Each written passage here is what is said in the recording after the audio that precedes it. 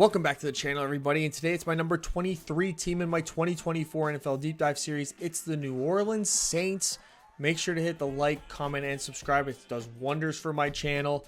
I just switched up the format a bit and how I do the defense. I was getting a lot of comments about how I graded guys. I don't think people stick around long enough to know that I'm not saying that's their overall grade. I've graded by, pass rush and then run defense, and it's two different grades for every player on the defense. So I kind of structured it more how I do the offense, which is I go each position group and each of their contributions in that sense. So I'll be doing that. Also, I am going to be away, so I'm doing a lot of bulk filming now. So I apologize in advance. This is, as you're watching this, I filmed this over a week ago. Like almost 2 weeks ago. So just trying to stay ahead of the game here as I, go off on some travels for a bit, want to keep the content flowing. But I also understand that there really isn't a whole lot out there in terms of possibilities that could change this overall grade significantly. So I think it's pretty safe to put this in particular out. It is a team that did hire in-house with Dennis Allen a couple years ago. I'm not a fan of Dennis Allen. We'll get to that. I do like the coordinators that they have. I like Joe Woods coming into his second year at the team. I love the offensive coordinator hiring of Clint Kubiak coming from San Francisco, bringing that system over. The combination of that system with Derek Carr and Alvin Kamara and Chris Olave and Rashid Shaheed, I think that's a match made in heaven for those four in particular, along with the coach Clint Kubiak, who's now just doing the Kyle Shanahan, which is taking, dad's genius and applying it. Of course, Gary Kubiak, the former Houston Texans head coach and the former Broncos head coach. He was the Broncos head coach too. And he was also the Broncos offensive coordinator under Mike Shanahan. I like the mixture of veterans on the defense. I do think that it could in the long term be detrimental. I think that Joe Woods has his work cut out for him, and how he develops the defensive line, particularly the interior defensive line, which I think is really the weak spot of this team overall. Then there's the question marks back on the offense of Ryan Ramczyk. Where is he recovery-wise? Reports back in, I believe it was the spring, right before the draft, said that it wasn't coming along that well. Now, how that changes after you go through, after we get through the camps in the beginning of the year, the hope is that he's available somewhere in the first quarter of the season, which won't significantly affect this team. They did draft Talisi Fuaga, who is going to be left tackle, I think, long term, but I think with Ramczyk out potentially for the first couple of weeks, it's going to maybe be at right tackle with Trevor Penning getting one more shot. Injuries sort of working out in his favor after just not being all that great, being at best a replacement level starter in the pass game and absolutely horrendous in the run game. We'll get to all those grades, but we will start with the coaching staff, which is, probably the most hot and cold coaching staff that I have presented so far and probably will present at all this season. So let's just start with my opinion on Dennis Allen, which is, in my opinion, he's the worst head coach in the NFL. Now, when I say that, people generally get all up in their feelings to a degree because, look how great he was with the Saints defense. Just because he was a great coordinator, and I don't take that away from him, doesn't mean he's a great head coach. I didn't like his head coach stint with the Raiders, and I hate this head coach stint that he's on right now. He kind of just inherited this job, and the Saints haven't been good with him. I think that's just the way it is. I think it's hard to argue. He's got a lot of experience coaching, 2 decades of coaching in the NFL. But some people are just better off being coordinators. They can't get teams to the next level being head coaches. They need somebody who has that trait. And yeah, I'm sorry, he just doesn't have it. He just doesn't have it. Okay? I'm pretty steadfast in that. He has teamed up with Joe Woods, who is my 5th ranked defensive coordinator. This is his 2nd season with the Saints.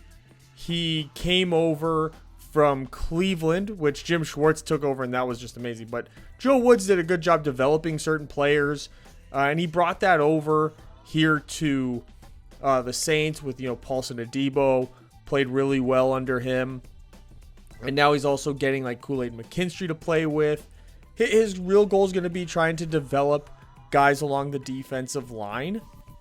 That's really just where this issue is. They got a lot of depth at linebacker here. They did a good job getting some depth there. He got the best out of Myles Garrett as well. So he's got an aging Cam Jordan there. I feel like he can use him pretty well, and I could hope that they continue to move in the positive direction that this defense is, because Dennis Allen, above anything else, when it comes to that, he's a good option.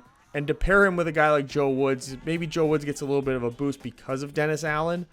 But that's sort of... it's going to be a well-coached defense. Now, where the Saints have been lacking the last couple of years is on the offensive side of the ball. And they get Clint Kubiak in here. And Clint Kubiak is my 10th ranked offensive coordinator. This is the first, in my opinion, the first real chance they've had at high-level offensive success since Sean Payton left.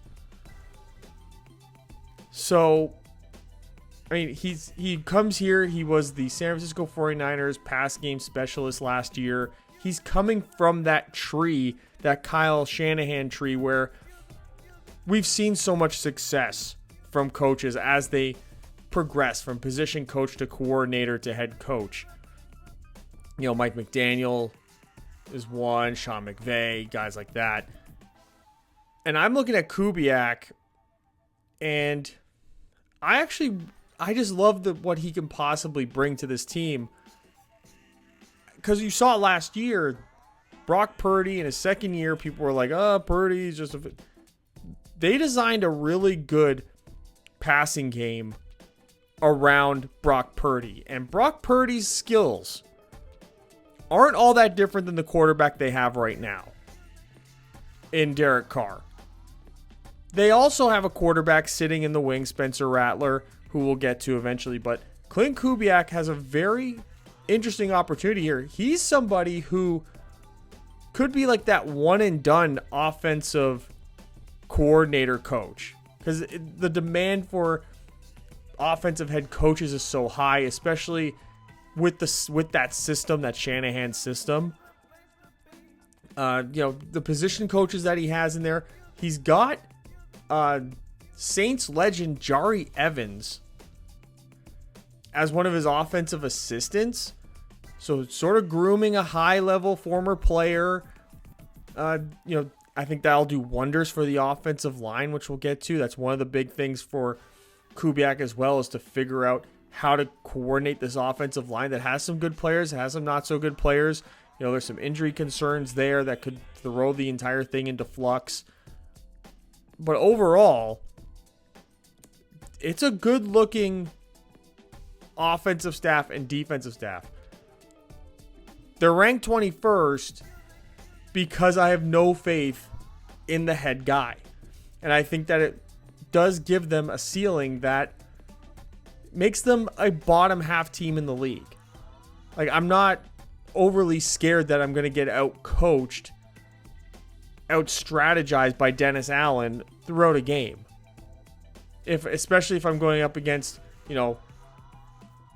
even like a middle-of-the-pack head coach, I'm going to trust that guy to get out of a jam before I'm going to trust Dennis Allen to do it.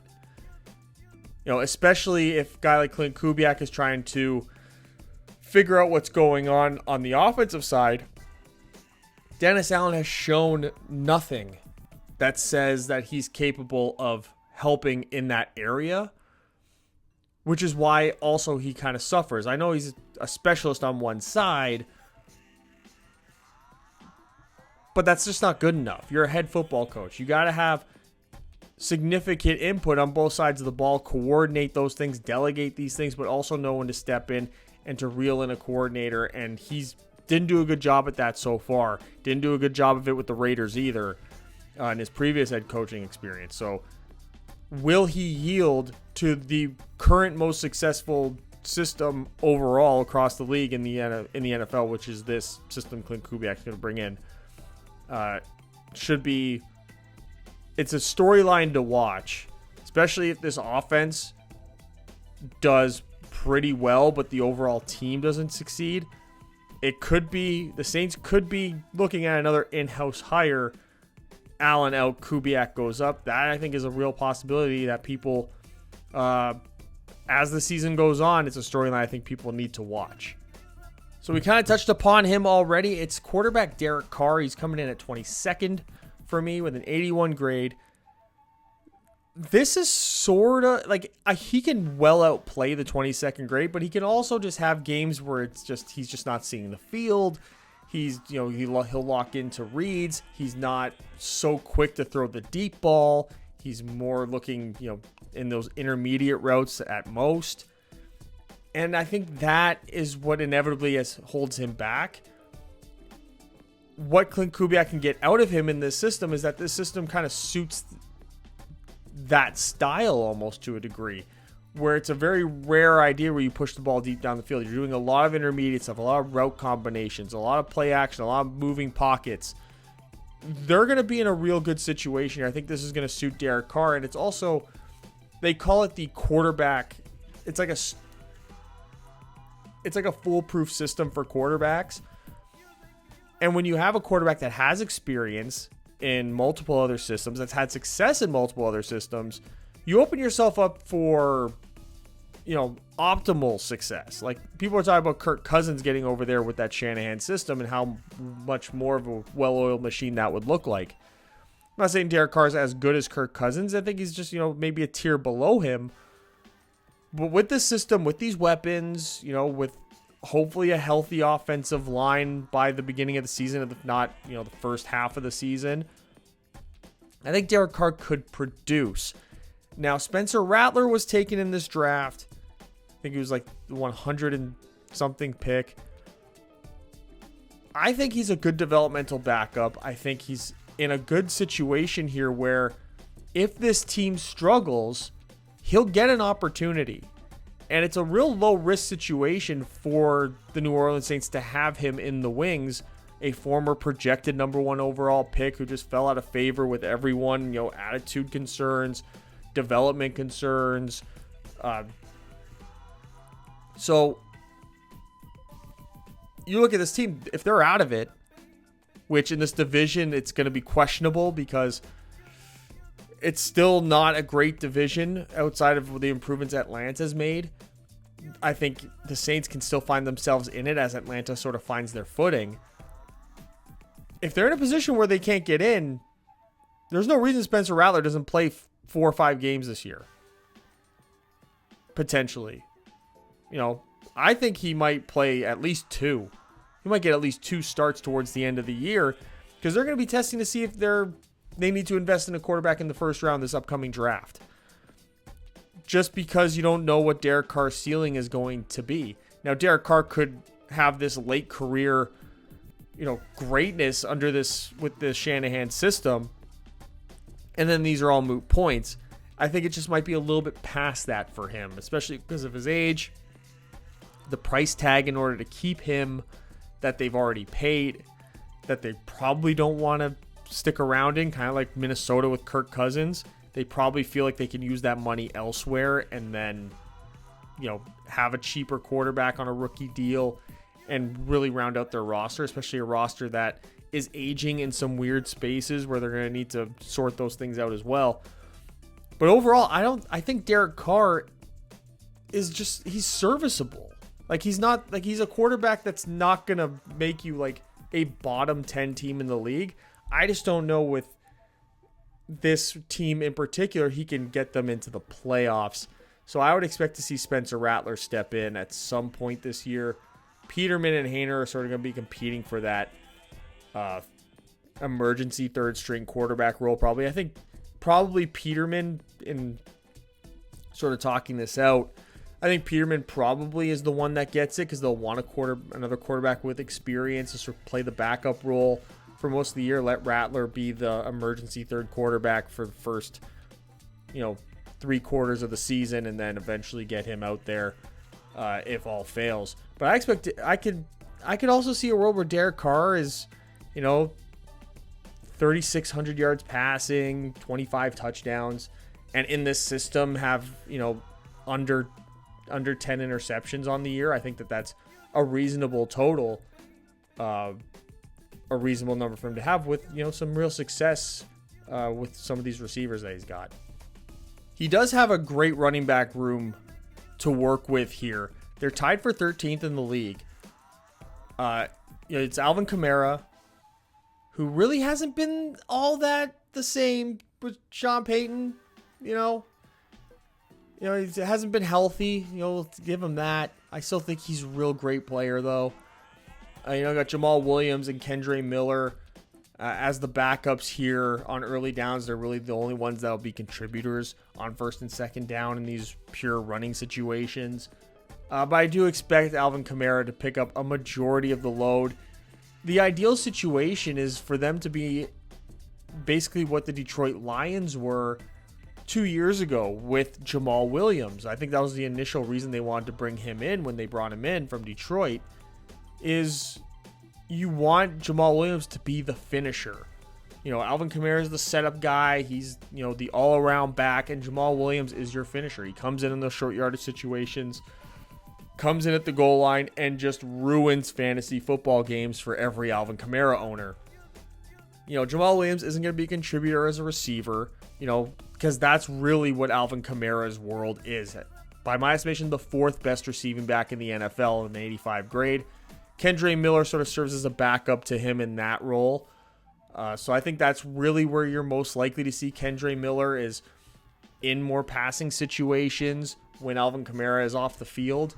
And then when Alvin Kamara is off the field in more running situations, that's when you'll see Jamal Williams. Now, that's a bit of a giveaway. Luckily, Kendre Williams is also, I think, probably as good as Jamal Williams in terms of what he can contribute as a straight-up running back. I think Jamal Williams gets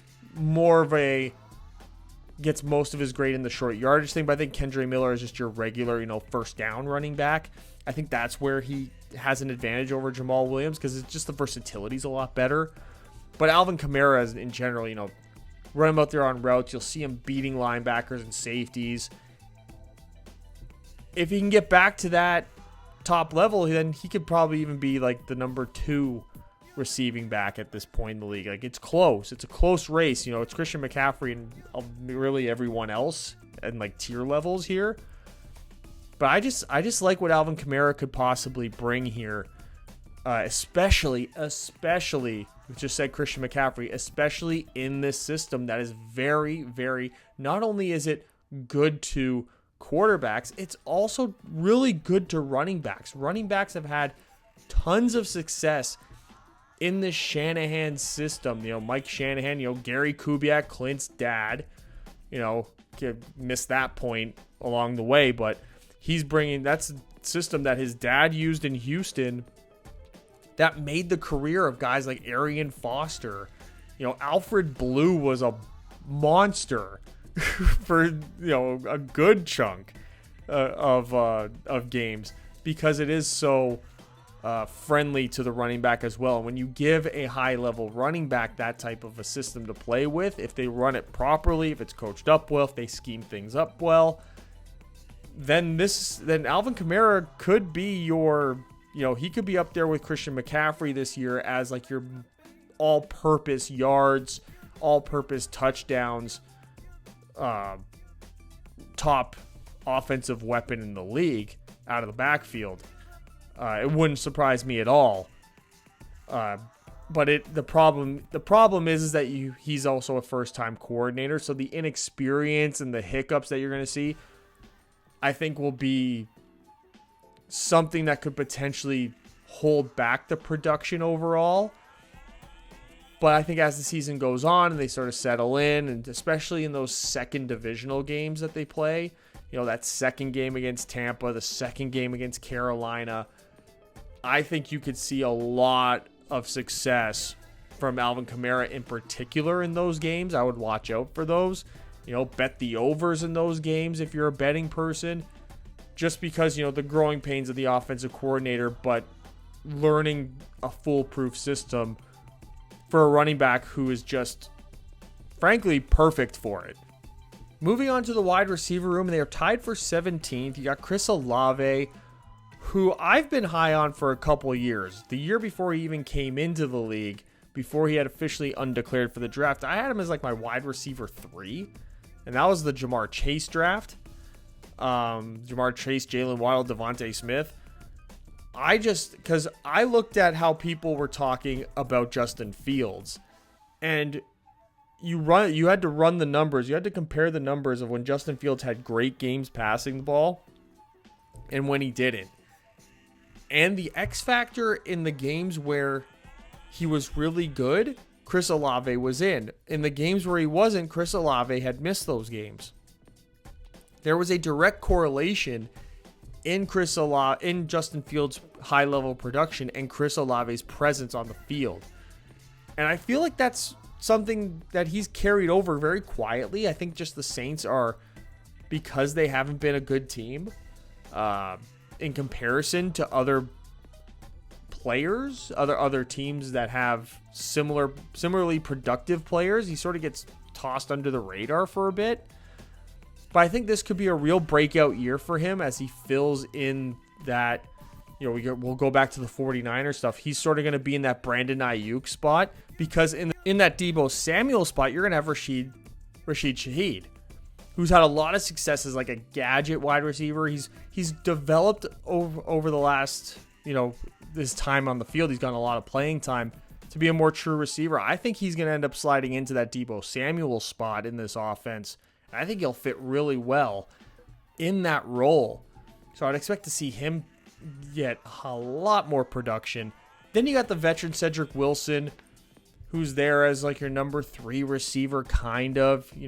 Lots of speed out there on the field, not a lot of size. Until you get to the depth here and you get a guy like A.T. Perry, who, I guess he's a little bit bigger than some of the guys out there. You got Bub Means, who they picked up, Equanimus St. Brown, Stanley Morgan. So it's really just the top 4 receivers here. A.T. Perry will obviously get on the field as well. He had some moments last year. I expect him to get more of those. He'll probably get some snaps over Cedric Wilson a lot of the time. I feel like maybe Cedric Wilson will fill in more for Shaheed as sort of a rotational guy for him. But I think that there is a world where all 3 of these guys are on the field at the same time, and Perry isn't, especially because you want that threat out there, and I think you need that Juwan Johnson spot that would to be taken up by a guy like Cedric Wilson. And then, they don't have like a George Kittle. They have Taysom Hill. They're tied for 22nd for tight ends. This is where the tight end room is really where this system sort of gets thrown out of whack, I would say. Because they don't have a tight end in this roster right now who's particularly a high-level blocker, like you would get from George Kittle, where you get like a great blocker in George Kittle who is an extension of that run game, or you even get like a Kyle Juszczyk, for example. They don't have that guy either. So I think that's really where they're going to suffer, and it's going to cause a little bit more deviation from the heart of the actual Shanahan-Kubiak system. Now that they don't have good tight ends, I think Taysom Hill's really versatile, and him settling in to be a straight-up full-time tight end, he does give something unique that other people in the league don't, and against the right team, he can have a monster game. You got Juwan Johnson there, the tight end. I think him as a backup, a much more traditional tight end, at least more so than Taysom Hill. Foster Moreau, I think, is the quintessential tight end that they have, like the truest tight end in terms of like skill set and body and all. So I think that there's going to be a lot of mixing and matching between those three in particular. I don't know about Tommy Hudson all that much. Depends on how many guys they want to keep. If they even consider Taysom Hill to be an actual tight end, maybe they consider him to be more of like an H-back, which could change the way that they structure their roster, their 53-man roster at the end of it all. But I do think that this is, as time goes on, it's going to prove to be a weak spot on the team because Taysom Hill, the uniqueness eventually gets figured out. And it's difficult to keep finding new ways to use him in ways that other teams aren't going to be able to scheme for, especially after all these years. I think it's just a matter of time. So I don't know that his production is going to be very consistent. I think that it's going to be situational based upon their opponent. Now here's the real X factor of everything. We'll start with the pass blocking for the offensive line. They're tied for 28th, and this is all on the assumption that Ryan Ramczyk is going to be available week 1 and that he's going to play. Now, as of right now, so don't beat me over the head if it gets talked about after, but that there is no word one way or another that Ryan Ramczyk is not going to be playing. He recently restructured his contract. You know, it's understood that his recovery is not going as quickly as they hoped. That was as of 2 months ago. That was 2 months ago. March. That was in March. That's as far back as, that's as recent as of an update report as we can get. Even if he's not available week 1, he's available in the first 4 weeks, I would still consider that to be significant. Because he is a really good right tackle. And they're going to need him. Because he's the only tackle they really have that has any balance to him. We'll get to the depth in a minute. Their interior offensive line, particularly at guard, is vomit-inducing. Oli Udoh, Cesar Ruiz, who's never really made that transition to guard after playing center at Michigan for all those years. Former first-round pick. That ain't going to last. Eric McCoy is a really great center. Pass blocking, I'd say he's like top 12 in the league. And then run blocking, he's probably one of the best. And I think that is going to suit this offensive system really well. Then you got Talisi Fuaga, who they just drafted. He's going to start at left tackle. Trevor Penning thing hasn't really worked, though. If Ramczyk is not ready, maybe Penning is playing right tackle or Fuaga's playing right tackle week 1. But I do like Fuaga to come in, and he's going to be immediately a serviceable pass blocker. He'll have his hiccups because it's not really what his true strength is of his game. But the real suffering is going to happen on the interior here, I think, above anything else. And then, of course, hiccups with Fuaga. But if Ramczyk is out, that means Justin Herron or Trevor Penning is playing right tackle. And in passing situations, Penning's a good backup. We'll get to the running in a minute, but maybe it'll have to be Justin Herron. They got some rookies out there: Josiah Izerum, Kyle Hergel, Nuri Newili, Sincere Haynesworth. Sincere Haynesworth, underrated interior offensive lineman. I've watched for him to play left guard at some point, perhaps, or right guard even for Oli Udoh. But they have some interesting depth pieces here for the offensive line and pass blocking. When you get to the run blocking part, they're the 16th ranked run blocking group. You see Eric McCoy take a huge step up. This is where Talisi Fuaga takes a giant step up. This is where he's going to fill in. Hopefully, their goal is to use him like Trent Williams, where he's going to be just this great mauler in the run game. Get out there and just destroy, pulling tackles, all that kind of stuff, power leads. Eric McCoy being like the real anchor and, the real leader in there. Just a great player. Again, the guards just not good. Though the 49ers have gotten by with that for a while. The guards did develop well in the system. Sort of the last-ditch effort here for Cesar Ruiz in particular. I don't think Oli Udoh has much high expectations just because, he's coming over from Minnesota. Wasn't really, he's nothing to write home about. To me, he's like a serviceable fifth interior offensive lineman with tackle flexibility in an absolute pinch. Ryan Ramczyk still very serviceable in the run game, but this is where you get into some issues with the depth, because Trevor Penning in the run game is absolutely horrific.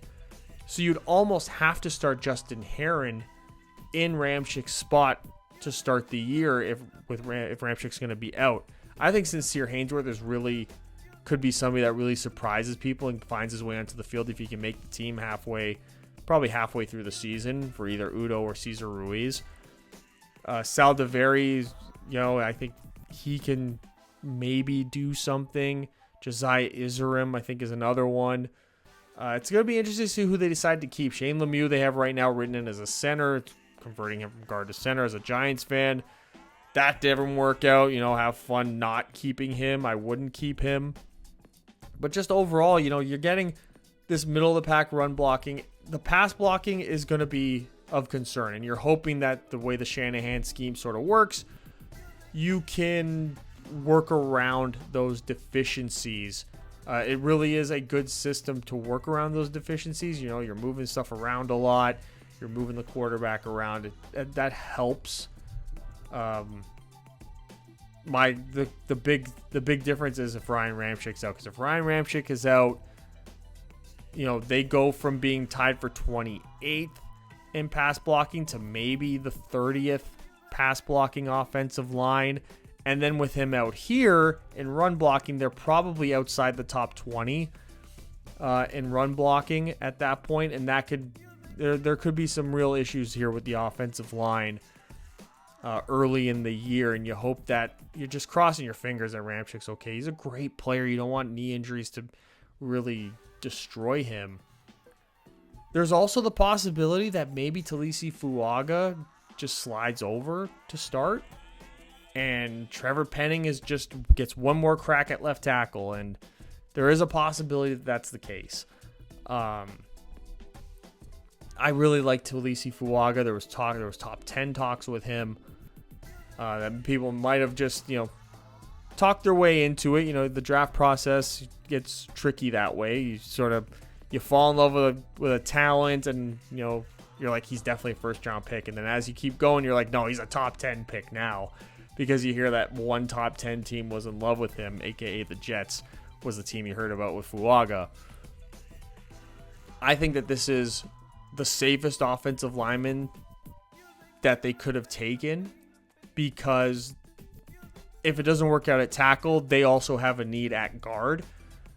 So drafting him where they drafted him, it's not completely appalling if he ends up being a guard in his career. I think that you could possibly be getting a top level guard, worst case scenario, if it doesn't work out at tackle. Obviously, you want it to work out at tackle. But I see a situation where he's the right guard with Cesar Ruiz gone, especially if they're scrambling to try and find tackle play with Ryan Ramczyk out. There's veterans out there right now that could come in and play that wouldn't have guard flexibility like Fuaga would. David Bakhtiari immediately comes to mind if he's healthy, but you want to bring in another tackle that's got knee problems when you already got one. Maybe that's a reach, but there are guys out there. So I would watch for Fuaga's flexibility across this entire offensive line throughout the season as they settle in around who the best 5 options are, especially if Ramczyk does play. I think it's more likely that Fuaga could move into guard if Ramczyk is playing. If Ramczyk isn't playing, I think you have no choice but to play Fuaga at tackle. So just taking a look at the positional summaries here, and the weakness is, you got wide receiver and tight end blocking, which is not great. The pass blocking is poor, and the depth of the offensive line is not great. Not a lot of depth at wide receiver either. But they have like this variety of tight ends. I would expect to see maybe some more 2 tight end sets. I think that might be more of a thing that happens outside of running more 3 wide receiver sets. But yeah, so the offensive line. That's the concern. Health is the concern on the offensive line, and it could be a real disaster without Ramczyk. So overall, this is the 23rd ranked offense, 21st in pass offense, and tied for 26th in rush offense. If the offensive lines have to be downgraded due to Ramczyk being out, I think this is more the 24th pass offense and probably around the 29th rush offense as well, dropping this total offense probably outside of the top 25. It's a real slippery slope for this offense because they have some really good players. They really do, and they have a good offensive system to sort of make up for deficiencies. It's just really tough to overcome one of your best players, especially one of your best players when they're on the offensive line, not being healthy. Now let's go on to the defense, and this is going to be some of the format changes from previous videos. Let's start with the edge rush against the pass here. They're the 20th group. Cam Jordan and Chase Young. Those are your two guys. I put Tenno Cassagnon on there. He blew his Achilles. And so he's going to enter the season probably on IR. He may become available later in the year, though, so that's something to keep an eye on at least, because he is a really good third option for this team. When he is healthy, he's also got some kicking inside versatility. He's like a good backup for Cam Jordan. You like Carl Granderson as a extra defensive end as well. You hope Peyton Turner, who was originally drafted in the first round, to be the replacement to Cam Jordan. That hasn't really worked out. Isaiah Foskey, drafted last year, didn't do anything, so that's going to be something to look out for as well. I expect him to be more of a rotational piece for a Chase Young in this scenario. And then when you look at this group against the run, they're tied for 14th. I like Cam Jordan, Chase Young as a 1-2 punch here. They really set themselves up where these two guys are their best options in all scenarios. With Carl Granderson, I think, being the most consistent of the next man up. So I would expect Granderson to get the third most reps of this defensive end group. I would expect Chase Young to see the most with the aging of Cam Jordan, and sort of I would expect that Granderson to see the field in his spot more so than Chase Young. Cam Jordan could be in for some career renaissance. It's always a possibility. Just not all the way sure with his age. The snap count's destined to go down, especially when you got some interesting depth here. You want guys you want to develop like Foskey as well. And then you get to the interior group. The interior pass rush is tied for 22nd with Nathan Shepard and Brian Breezy coming into his second year. This is where Breezy's really going to play, is on these passing situations as like an interior pass rusher, come in, play some 3 techniques, 4-eye technique, something like that. But Nathan Shepard, I don't know how much early down work he's going to get either. Like, this is a really interesting interior group, because then when you go to them against the run, they're 31st in run stuffers. And this is where you're going to get Kalen Saunders on the field. You're going to get Christian Boyd on the field. The rookie this is where he's going to get some reps throughout the year. So you really got 4 guys who situationally are good, are the better options, but aren't good at the other thing. So Kalen Saunders is the most serviceable. Boyd and Saunders are not ideal starters. They're not so far off from what you got in Brian Breezy last year. You want Nathan Shepard, I guess, to be your number 1, and then maybe Kalen Saunders gets more reps than Breezy just because of he's got more ability here on early downs. But Nathan Shepard is just So I would expect that 4-man rotation in particular between Boyd, Saunders, Shepard, and Breezy.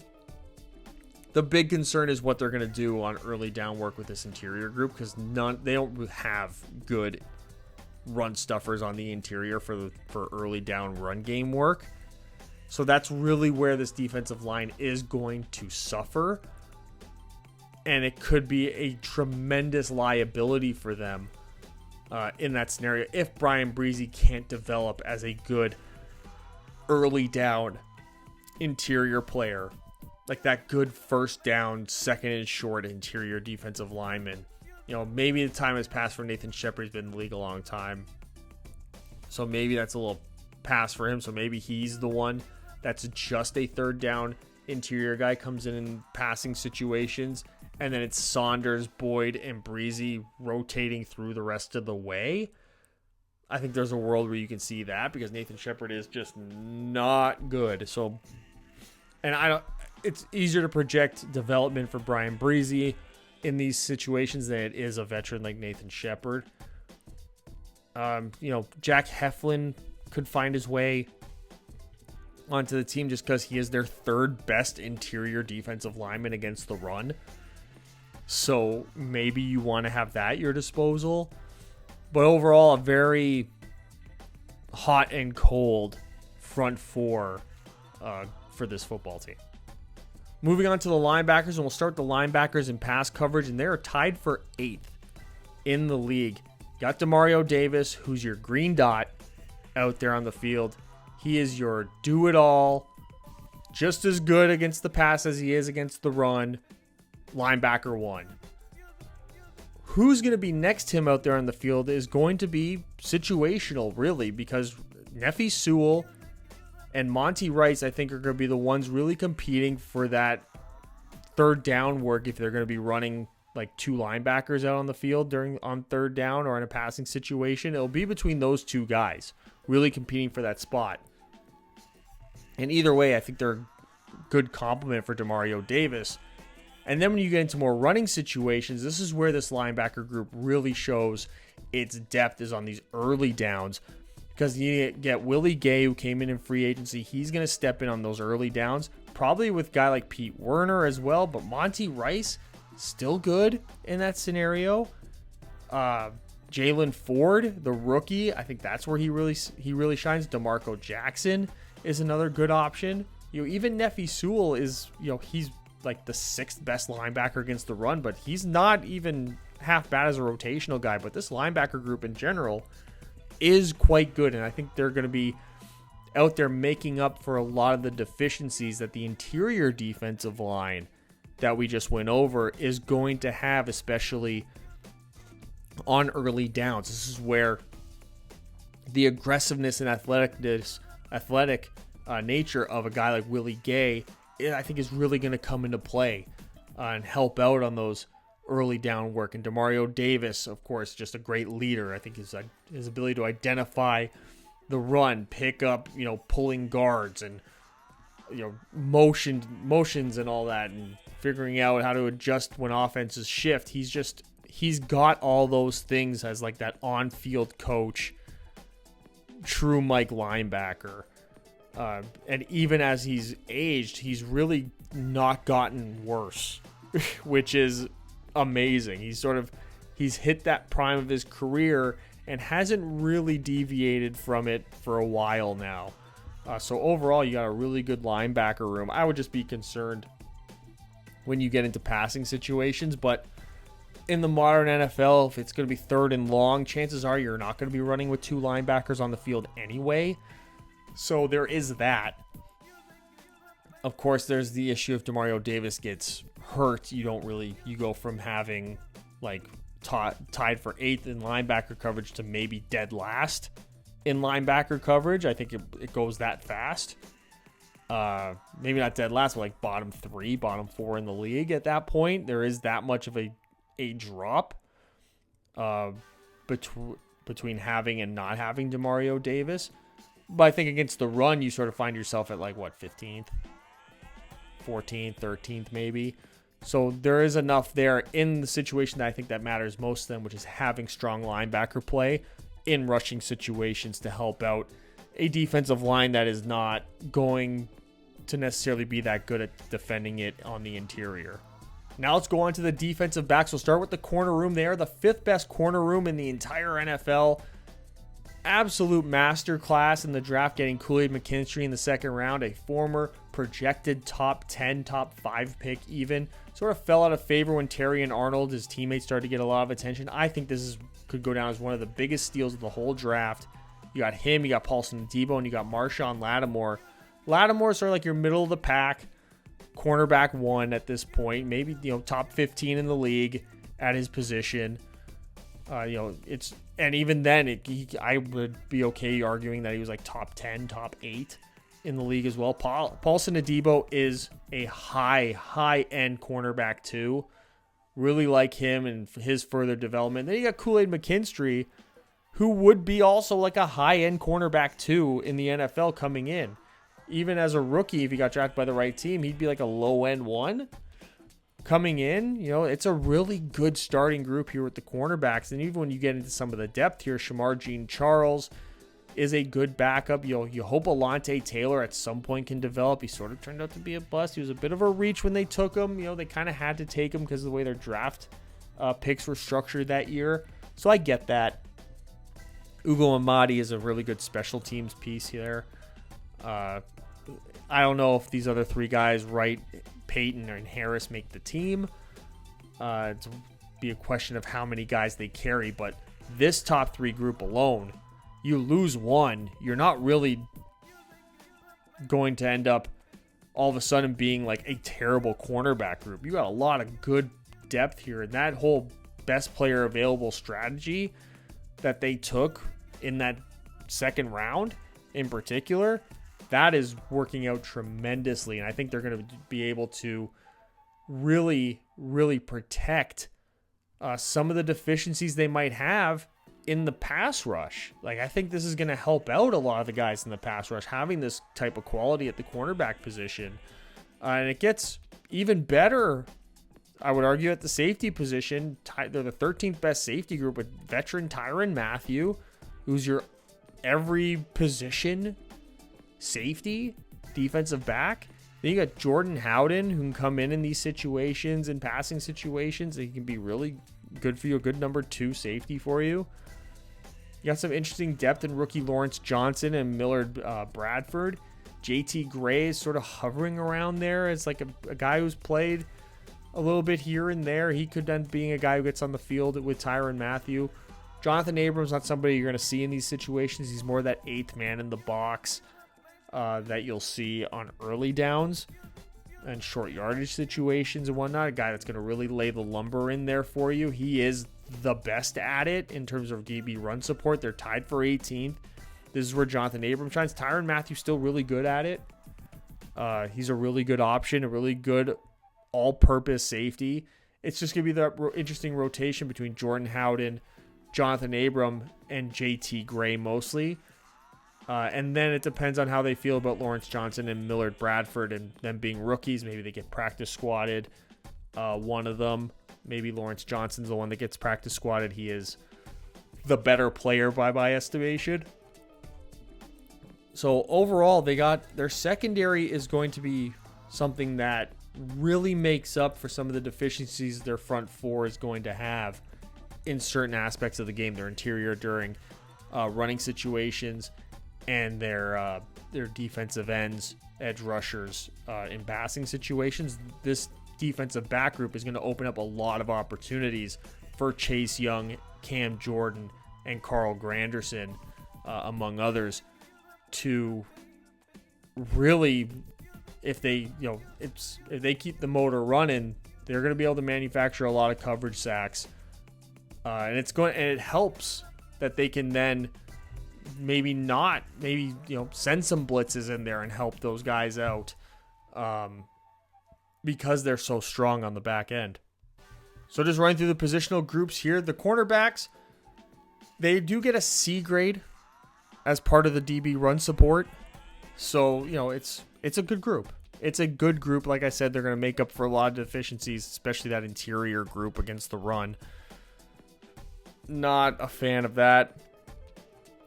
But overall, I think their pass defense is going to be something that is going to be a giant threat this year. So they're going to be forcing teams to run the ball on them, which could allow them to scheme up something to protect the deficiencies of the interior defensive line. So overall, they are the 14th ranked defense in the league, 9th ranked pass defense, 21st against the run. If Brian Breezy can develop throughout the season, maybe by the end of the year, their rush defense is somewhere, 18th or 17th in the league. And then, you can get that overall defense more closer to the top 10 in the process. So they are the 23rd ranked team, 76.39. The 21st ranked coaching staff, 80.25, 75.22. Total offensive grade for 23rd. And the 14th ranked total defense, 74.92. And there you have it, my number 23 team, the New Orleans Saints. Make sure to hit the like button, the thumbs up button. You smash that thumbs up button. And leave a comment in the comment section below. Those are the amazing things that can help with my channel. It really helps me out. I really appreciate you guys doing that. Thumbs up, and then if you hate it, leave your hate comment in the comment section. I try to respond to everyone. The series is there, and the series is there. And I appreciate you guys not beating me over the head and realizing that I filmed this on June 9th. And it is June 17th? Thanks. See you guys next time.